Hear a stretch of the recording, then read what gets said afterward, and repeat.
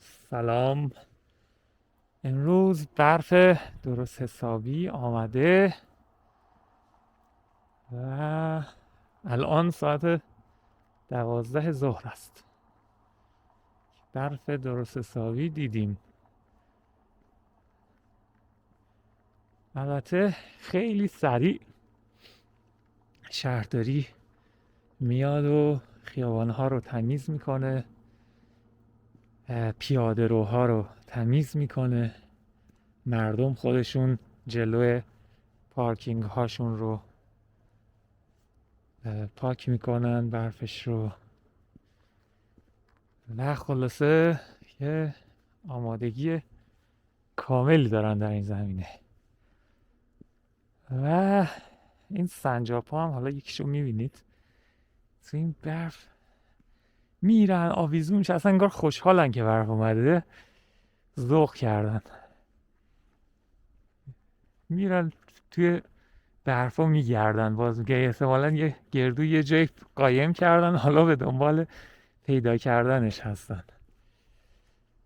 و خلاصه که مردم هم دارن برای کریسمس آماده میشن. یک سری ها که یه مقداری خوشحالترن و اینها میان توی حیاط خونهشون، حالا یا اونایی که آپارتمانن روی پنجره هاشون و اینها یه مقدار نور رو از این نورپردازی خاص میکنن، از همین چیزایی که موقع نیمه شعبان مردم شریف ما هم دارند اینجا هم دارن. و یه سری هم مثل این دوستان ما اینجا میان و یه سری چیزای بادی، تزیینات بادی هستش که استفاده میکنن. این همون خونه ایه که قبلا برای هالووین تزیینات خیلی خفنی داشت و الان اومده چی کار کرده؟ الان اومده رفته تو کار بابا نوئل و این داستان ها. یه چیز بانمکی هم این جلو گذاشته که یک دستشویی انگار، هر از گاهی میاد و این بابا نوئل درش باز میکنه بیرون رو یه نگاه میکنه، بعد میره تو، اینجا میره میشینه، خب از لای در نگاه میکنه، بعد دستمال کاغذی هم آویزون کرده، بعد میاد بیرون. خلاصه این همینجوری صبح تا شب همین کار رو انجام میده. یه چیز جالب دیگه هستش اینجاها، این البته خب دیگه ساکن هستن، ولی خب این ایدهش رو خوشمون آمد، جالب بود. این هم یه ماشین برفروب دیگه هستش. یه موضوعی که هست، شرکت هایی هستن که قرارداد میبندن با خانه هایی که حالا خونه ویلایی یا بیشتر، که موقعی که برف اومد برای زمستونشون خودشون اتوماتیک میان برف جلوی پارکینگشون و جلو خونهشون و اینا رو با همین ماشین های برفروب میروبند اصطلاحاً و نمک میپاشن و خلاصه حواسشون هست.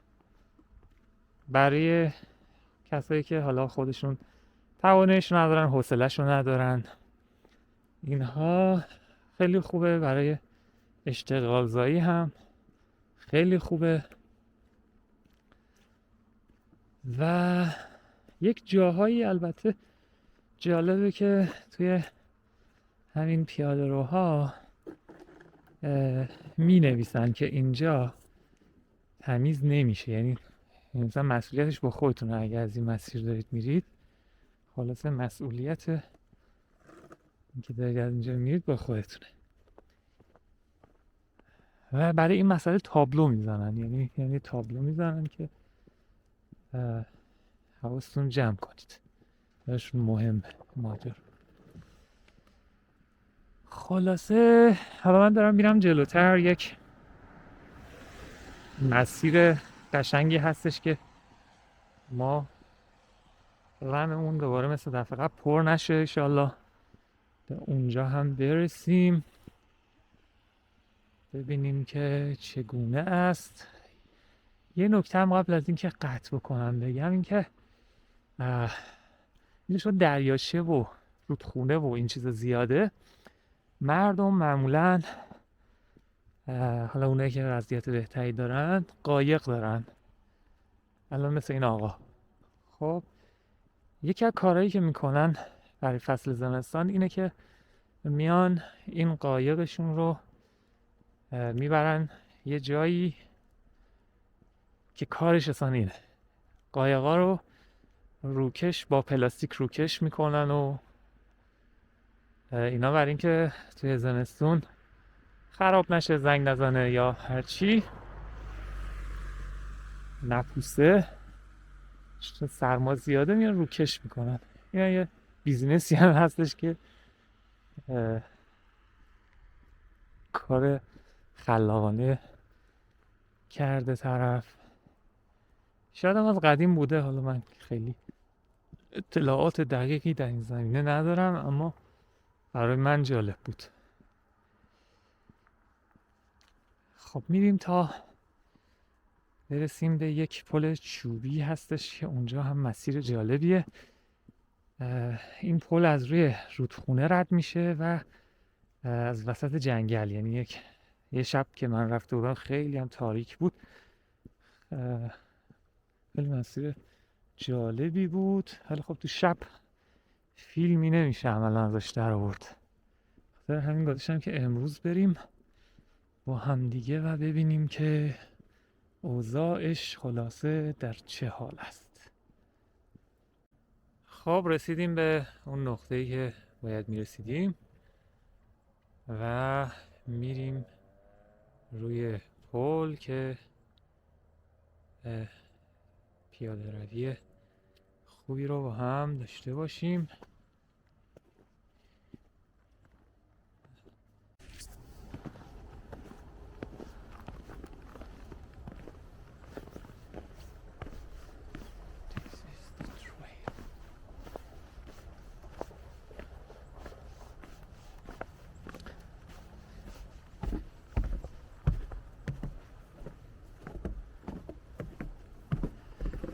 خب این از اون مسیرهاییه که دیگه نه ماشین برفروبی میتونه بیاد نه اصلا وظیفه کسی هستش که بیاد تمیزش بکنه و شما با مسئولیت خودتون و با علم به این مسئله خلاصه واردش میشید.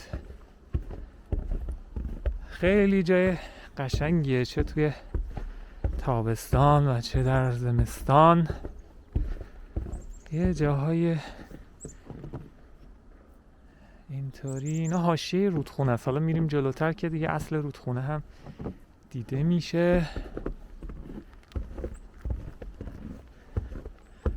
نیزار حاشیه رودخانه هست و کیفیت چوب رو ببینید. این نمیدونم که چند ساله ولی یک واقعا اینقدر این چوب فشرده و محکمه که تکون نخورده. یعنی شما فرض کنید یه ترکی توش افتاده باشه، اینجا دما تا -30 درجه میره ولی انگار نه انگاره برای این چوب.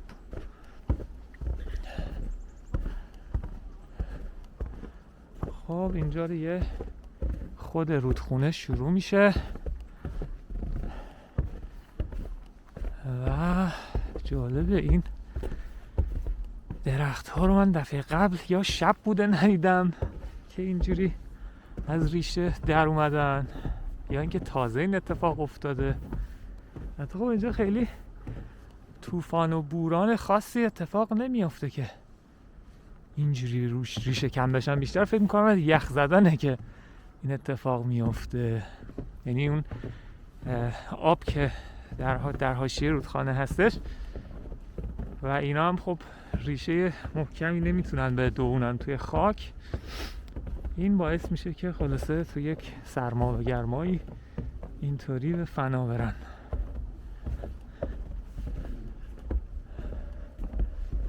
اینجا در واقع این درخت ها الان توی رودخونن، یعنی اینجا خود بستر رودخانه از اونجاها شروع میشه میاد تا اینجا، همه اینا تو بستر رودخانه است. یه جوری رودخونه پخش و پلاییه، یعنی وسطش مثلا یه تیکه انگار جزیره طوریه، بعد باز دوباره یه تیکه دیگه رودخونه است، انگار منشعب میشه، چند شاخه میشه دوباره وصل میشه، یه همچین سبکیه.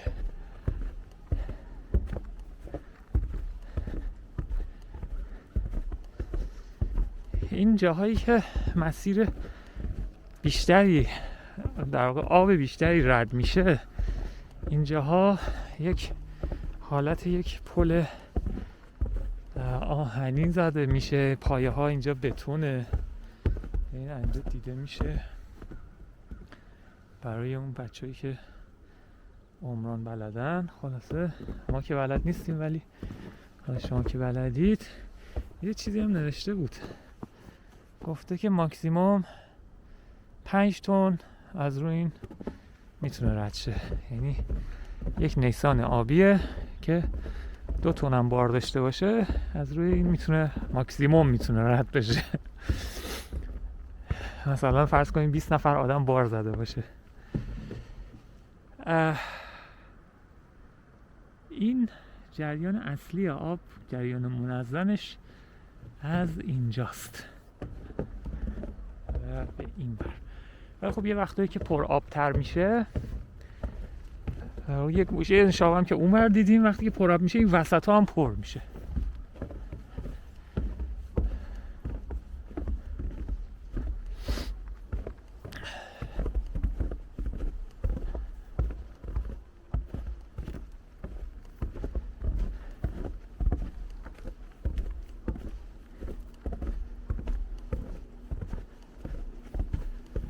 اینجا میاد میره همینطوری دیگه، اونجا تموم میشه. اون حالا اگر دیده میشه در فیلم، اون تابلوهای زردی که اون انتها هستن، این پل تموم میشه و یک میرسیم اون ور رودخونه. انگار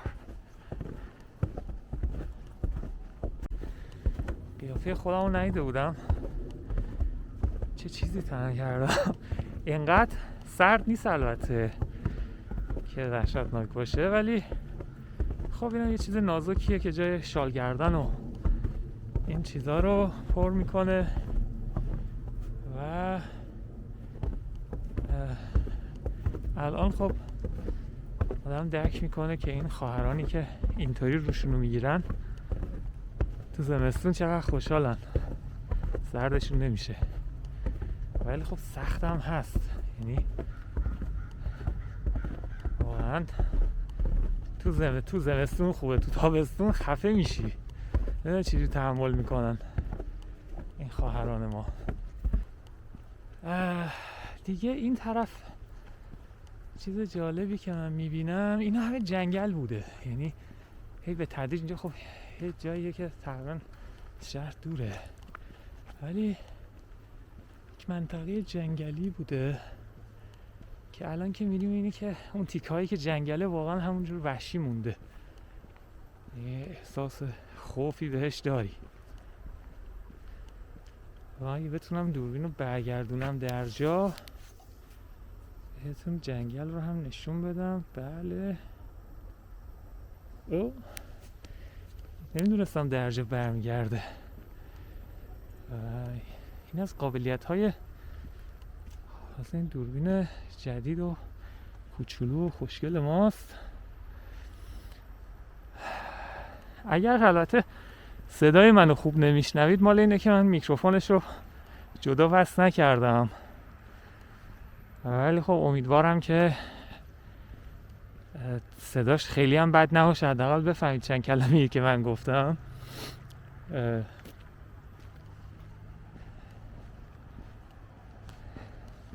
در واقع یادم رفت که میکروفونش رو بیارم با خودم. صدا تو حالت معمول البته که خیلی هم خوبه، منتها جایی که نویز داشته باشه صدا یه مقداری شنیدنش سخت میشه، کیفیت صدا میاد پایین.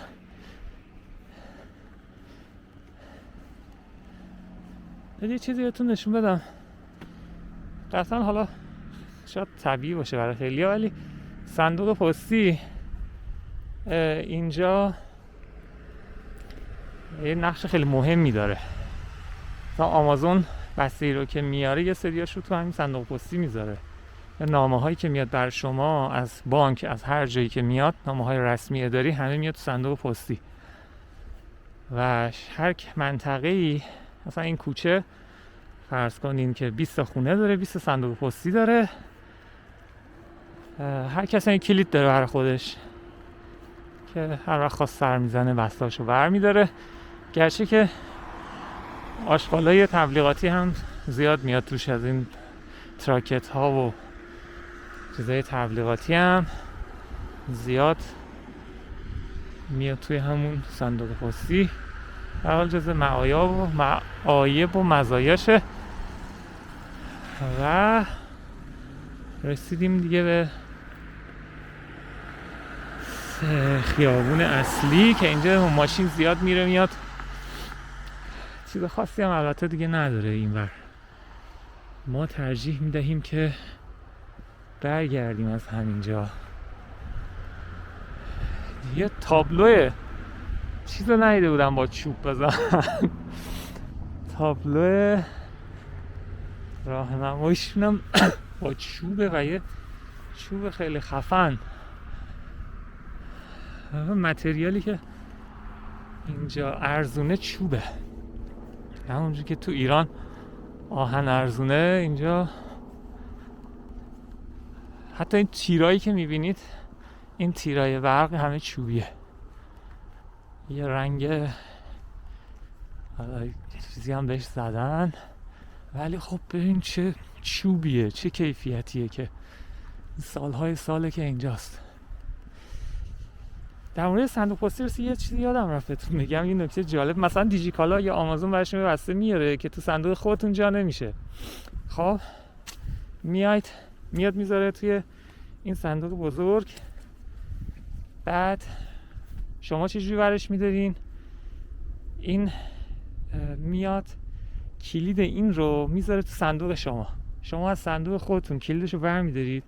وقتی میبینید کلید هست، کلید رو برمیدارید و باز میکنید و وسطتون برمیدارید. بعد کلید از اینجا میندازید تو که دوباره اون آقای پستچی مهربان که آمد دوباره بتونه برای نفر بعدی همین کار رو انجام بده.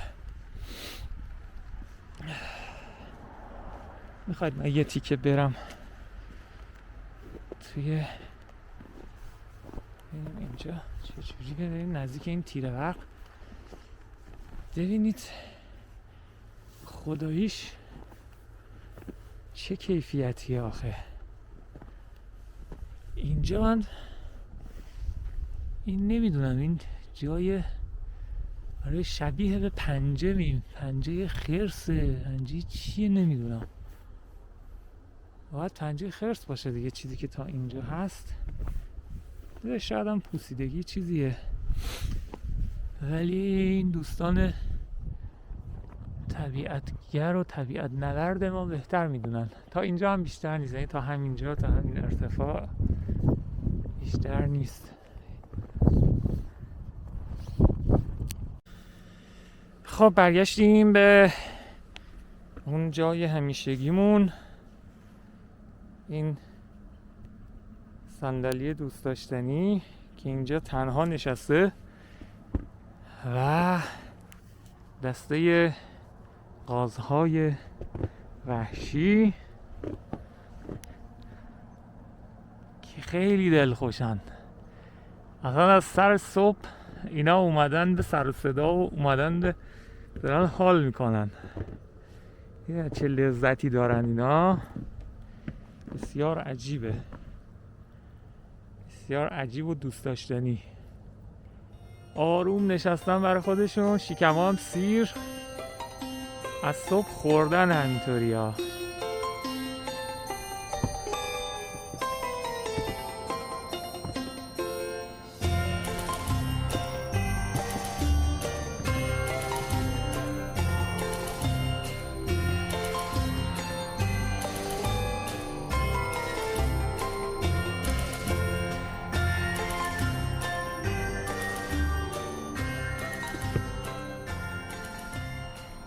آرامشی که اینا دارن الان.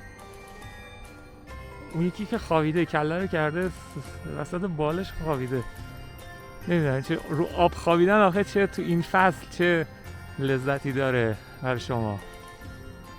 بعد اینا وقتی که من می اومدم تو حالت عادی در میرفتن ولی الان فکر کنم انقدر تنبل شدن و دارن لذت میبرن که اصلا این خیالشون نیست.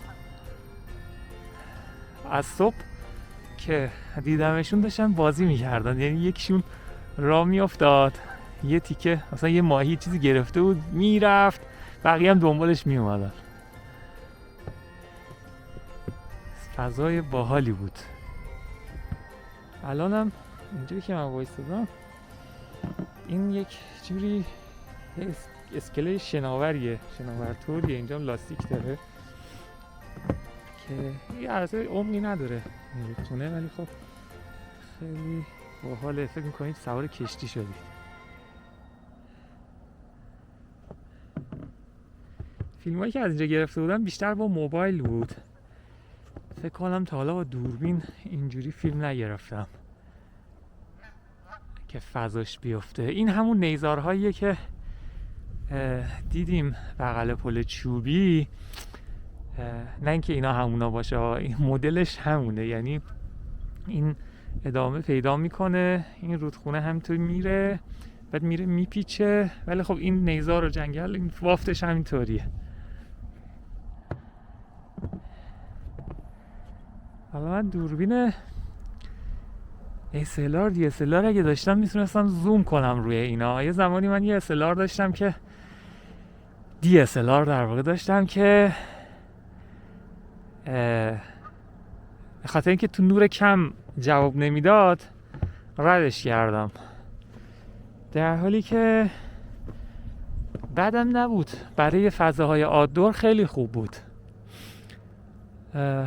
فکر کنم 700D کنون بود که اون تکنولوژی فوکوسش هم تکنولوژی جدیدی بود، خیلی دوربین خوبی بود. منتها تو نور کم اصلا فیلم خوبی در نمی اومد. عکساش خوب بود ولی فیلمش اصلا خوب نمیشد و امکاناتش هم البته امکانات پیشرفتش زیاد نبود، یعنی یه وای فای خیلی داغونی داشت میخواستی بهش وصل بشی یا خیلی مسائل اینجوری داشت که من نمیدونم کنون واقعا چه فکری با خودش میکنه تو این دوره زمونه.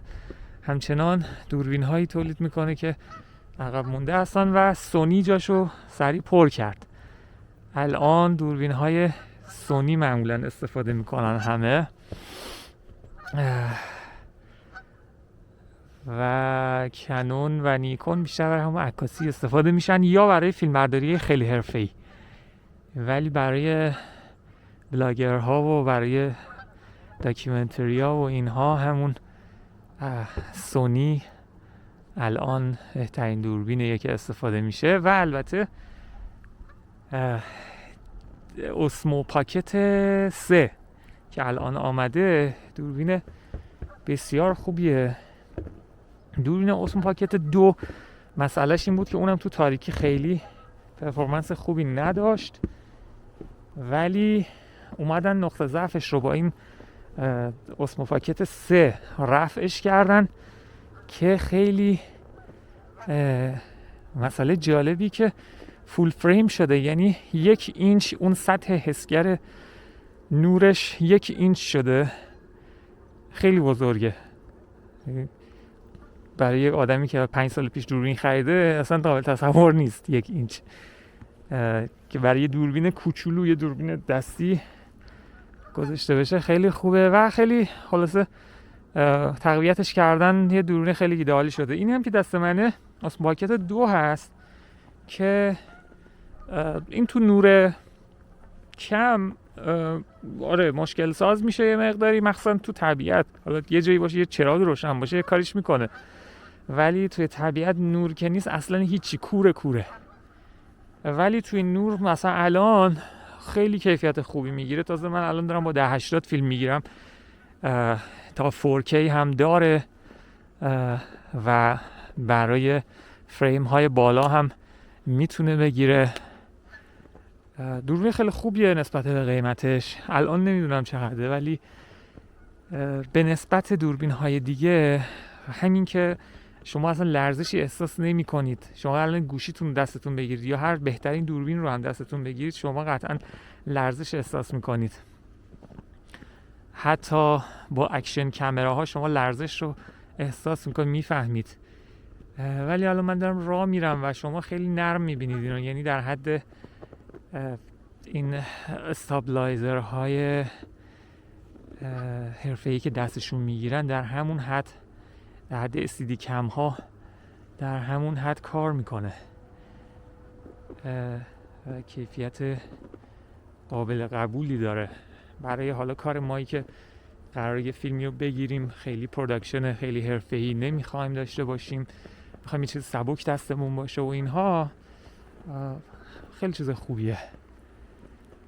حالا اون پاکت 3 که اومده LCD بزرگتر داره. یکی از نقاط ضعف این مثلا اینه که LCD یکم کوچیکه، اما فعلا کار من راه میندازه. یعنی فعلا ازش خیلی هم راضیم، خیلی هم باهاش خوشحالم.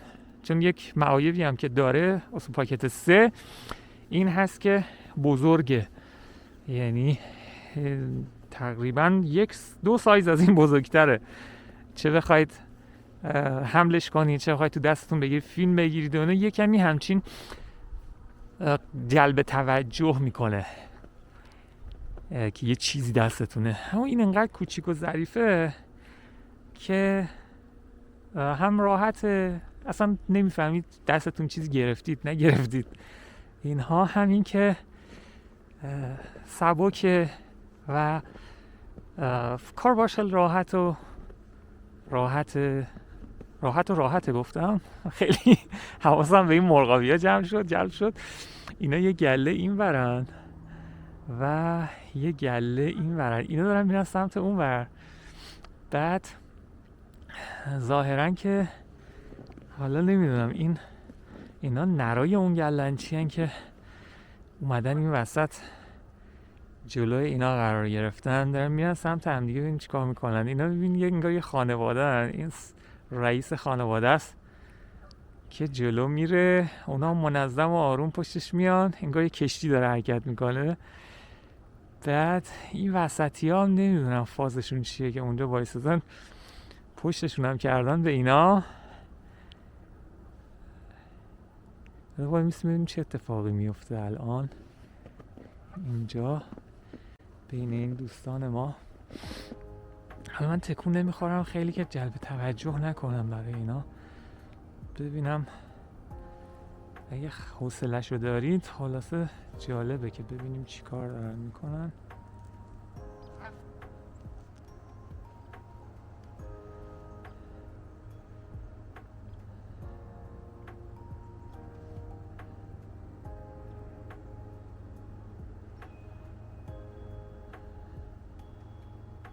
اون حاشیه رودخونه هم که اونور میبینید اون یخه ها، یعنی این ور جلو یخ نداره ولی اون ور یخه. نه ظاهرا با هم کاری ندارن، کلشون انداختن از اون ور رفتن، اینا کار خاصی باشون ندارن.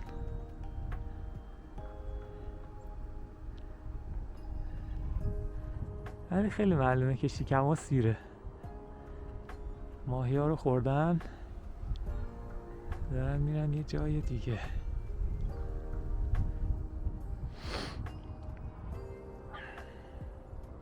یه سوالی همیشه بود که میگفتن این پشه ها روز کجا میرن. حالا سوالمون اینه که این قازا شب کجا میرن. یعنی تقریبا مثلا ساعت 3 و 4 دیگه اینو نیستن. حالا میرن کجا؟ احتمالا میرن توی نیزارا یه جایی، چون دما تقریبا شب نسبت به روز 7 درجه تا 10 درجه توی این فصل فرق میکنه، پایین تر میاد. اینا میرن یه جایی لایه نیزارا و دور هم جمع میشن، به هم میچسبن که گرم شن. این دوستای ما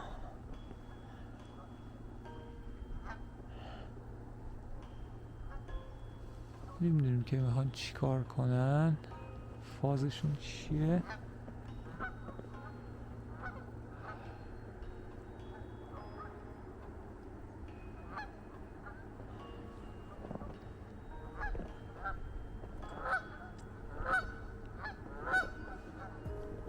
چه سر صدایی میکنن، چه سر صدایی میکنن.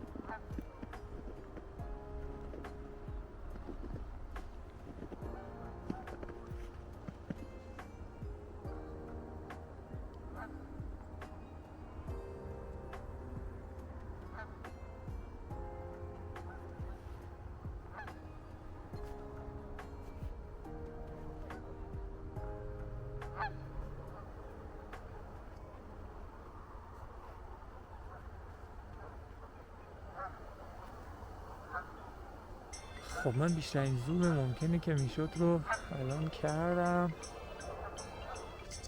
که ببینیم اونجا چه خبره. رفتن این بیچاره ها از خواب بیدار کردن.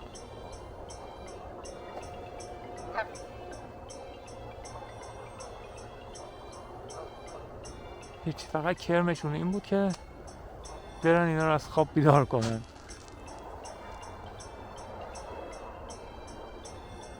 و هیچی، برگشتن دوباره. همین، اینو بهش میگن کرم.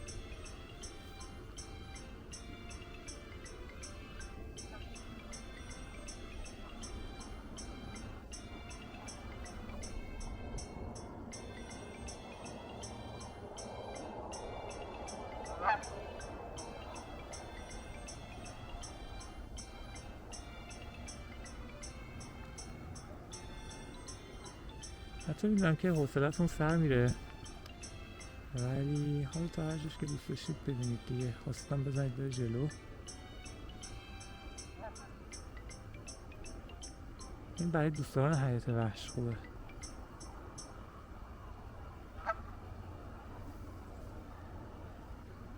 خب ظاهرا خبری نیست.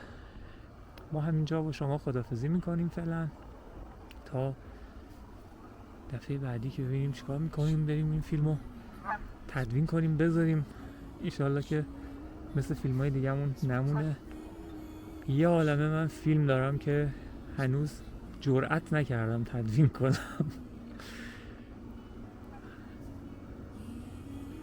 بچه‌ها این کانال رو هم دنبال کنید. من سعی میکنم ویدیوهای خیلی بهتر، قول میدم که ویدیوهای خیلی بهتری براتون بذارم. از یه سری فروشگاه مختلف رفتم، ایرانی و غیر ایرانی فیلم گرفتم براتون میذارم.